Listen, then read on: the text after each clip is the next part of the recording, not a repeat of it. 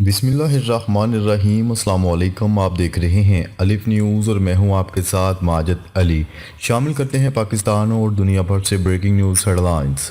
امریکہ نے پاکستان کی امداد معطل کر دی، کئی اہم منصوبے متاثر۔ امریکہ نے پاکستان کے لیے امداد عارضی طور پر معطل کر دی ہے، جس کے باعث کئی اہم منصوبے روک دیے گئے۔ گزشتہ دنوں امریکہ نے تقریباً تمام غیر ملکی امدادی پروگرام عارضی طور پر معطل کر دیے تھے، جس کا اطلاق یوکرین، تائیوان اور اردن کی امداد کے پروگرام پر بھی ہوا ہے۔ اب امریکی حکام نے دوسرے ممالک کی طرح پاکستان کے لیے بھی امریکی امداد بند ہونے کی تصدیق کر دی۔ امریکی امداد کی معطلی سے ایمبیسڈر فنڈ برائے ثقافتی پریزرویشن کے تحت منصوبہ عارضی طور پر روک دیا گیا۔ اس کے علاوہ توانائی سیکٹر میں بھی 5 منصوبے رک گئے ہیں۔ اقتصادی نمو سے متعلق 4، تعلیمی اور صحت کے شعبے میں 4 اور زراعت کے شعبے میں 5 پروگرام متاثر ہوں گے۔ جمہوریت، انسانی حقوق، گورننس سے متعلق فنڈ بھی عارضی طور پر روک دیے گئے ہیں۔ امریکی حکام اثرنو جائزے کے بعد پروگراموں کو جاری رکھنے کا اہم فیصلہ کریں گے۔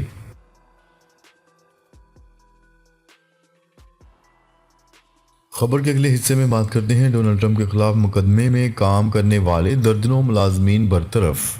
امریکی صدر ڈونلڈ ٹرمپ کے خلاف مقدمہ میں کام کرنے والے درجن سے زائد ملازمین کو برطرف کر دیا گیا۔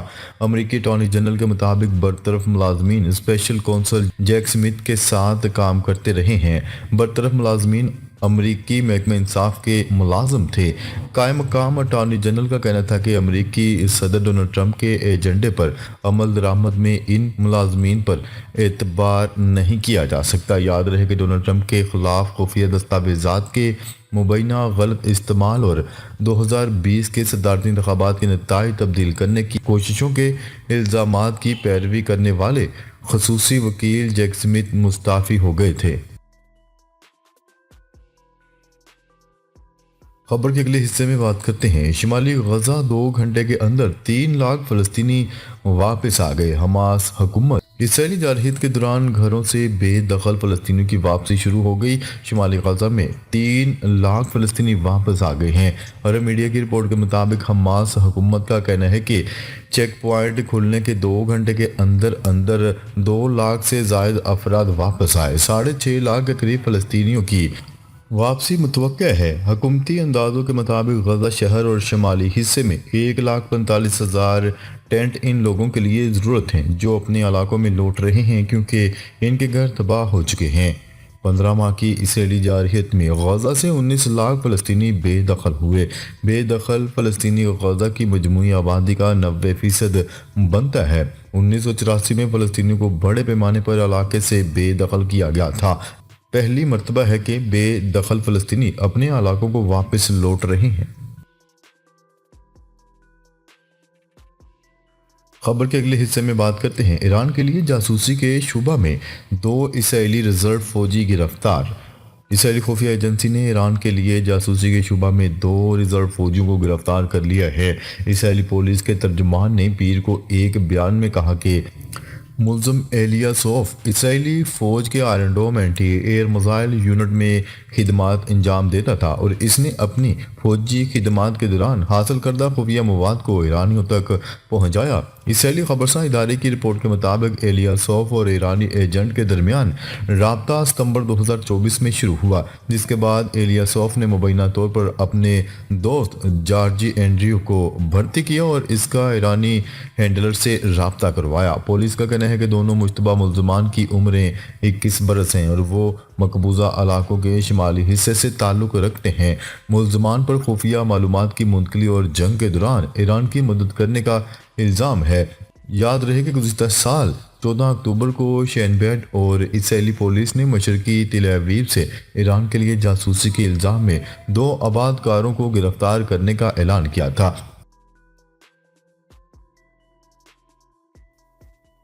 خبر کے اگلے حصے میں بات کرتے ہیں ڈونلڈ ٹرمپ کا نریندر مودی کو فون، 2 طرفہ تعلقات پر گفتگو۔ امریکی صدر ڈونلڈ ٹرمپ نے بھارتی وزیر اعظم نریندر مودی کو فون کر کے امریکہ اور بھارت کے درمیان دو طرفہ تعلقات پر بات چیت کی۔ اس موقع پر دونوں رہنماؤں نے عالمی امور اور خطے کی صورتحال پر تفصیل سے گفتگو کی، جن میں انڈو پیسیفک، مشرق وسطی اور یورپ میں سلامتی کے معاملات شامل تھے۔ وائٹ ہاؤس کی جانب سے جاری کردہ اعلامیے کے مطابق صدر ڈونلڈ ٹرمپ نے بھارت سے امریکی ساختہ سیکیورٹی آلات کی خریداری میں اضافے کی تجویز دی اور اس بات پر زور دیا کہ دونوں ممالک دو طرفہ تجارتی تعلقات کو منصفانہ سمت میں لے کر آگے بڑھیں۔ دونوں رہنماؤں نے اس بات پر بھی تبادلہ خیال کیا کہ وزیر اعظم نریندر مودی کا وائٹ ہاؤس کا دورہ دونوں ممالک کے درمیان اسٹریٹجک تعلقات کی مضبوطی کی علامت ہوگا۔ اس موقع پر انہوں نے انڈو پیسیفک میں کوواڈ شراکت داری کو مزید مستحکم کرنے کے عزم کا بھی اعادہ کیا۔ اس سال بھارت پہلی بار کوواڈ رہنماؤں کی میزبانی کرے گا، جو کہ دونوں ممالک کے تعلقات کی اہمیت کو مزید اجاگر کرتا ہے۔ خبر کے اگلے حصے میں بات کرتے ہیں دنیا کی 10 طاقتور ترین فضائی فوج رکھنے والوں میں پاکستان بھی شامل۔ دنیا کے کسی بھی ملک کو اپنے دفاع کے لیے بری، بحری اور مضبوط فضائیہ کی ضرورت پیش آتی ہے۔ انٹرنیٹ پر ایک ویب سائٹ نے دنیا کے 10 مضبوط اور طاقتور ترین فضائیہ کے حوالے سے رپورٹ شائع کی ہے، جس میں ان کے پاس موجود ایئر کرافٹس، جنگی طیاروں، ہیلی کاپٹروں، دیگر امدادی جہازوں کے حوالے سے بتایا گیا ہے۔ چارٹ کے مطابق امریکہ دنیا میں سب سے مضبوط فضائیہ رکھنے والے ممالک میں سے ایک ہے۔ اس کے بعد روس اور پھر تیسرے نمبر پر چین ہے۔ بھارت کا چوتھا، جبکہ جنوبی کوریا کا 5واں، جاپان کا 6واں اور پاکستان کا 7واں نمبر ہے۔ دلچسپ بات یہ ہے کہ مصر دنیا میں طاقتور ترین فضائیہ کی فورس رکھنے والا دنیا کا 8واں ملک ہے اور یہ ترقی سے ایک درجہ بہتر ہے۔ اس کے بعد ترکی اور پھر 10واں نمبر فرانس کا ہے۔ امریکی فضائی طاقت روس، چین، بھارت، جنوبی کوریا اور جاپان کی مشترکہ افواج سے زیادہ ہے۔ خیال ہے کہ امریکہ کی فضائیہ کے پاس 5743 جنگی طیارے، 1856 ہیلی کاپٹر، جبکہ 3722 امدادی طیارے موجود ہیں اور اس کا سالانہ بجٹ $800 ارب ہے، جو عالمی فوجی اخراجات کے تقریباً 40% کے قریب بنتے ہیں۔ جبکہ روس کے پاس امریکی فضائی صلاحیت کا 1/3 طاقت ہے، جس میں 1554 ہیلی کاپٹر، 809 لڑاکا طیارے اور 610 معاون طیارے شامل ہیں۔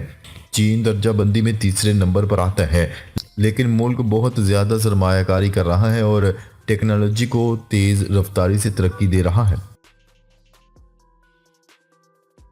خبر کے اگلے حصے میں بات کرتے ہیں بھارت اور چین نے 5 سال بعد براہ راست پروازیں شروع کرنے پر اتفاق کر لیا۔ بین الاقوامی میڈیا کی رپورٹ کے مطابق بھارت اور چین نے لائن آف ایکچوئل کنٹرول پر فوجی کشیدگی ختم ہونے کے بعد اب تعلقات مزید بہتر کرنے کے لیے ایک قدم مزید آگے بڑھایا ہے۔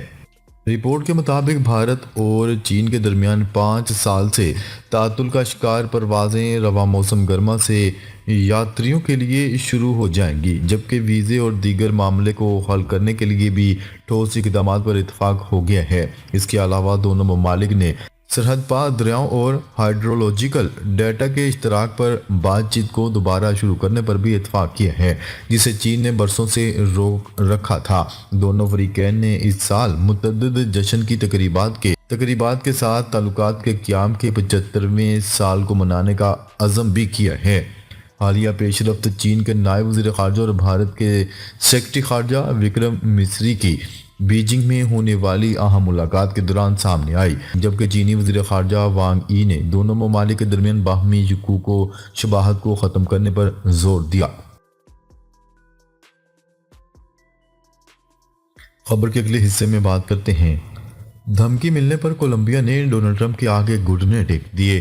پابندیوں سے خوفزدہ کولمبیا نے امریکہ سے تارکین وطن کو واپس لینے پر رضامندی ظاہر کر دی۔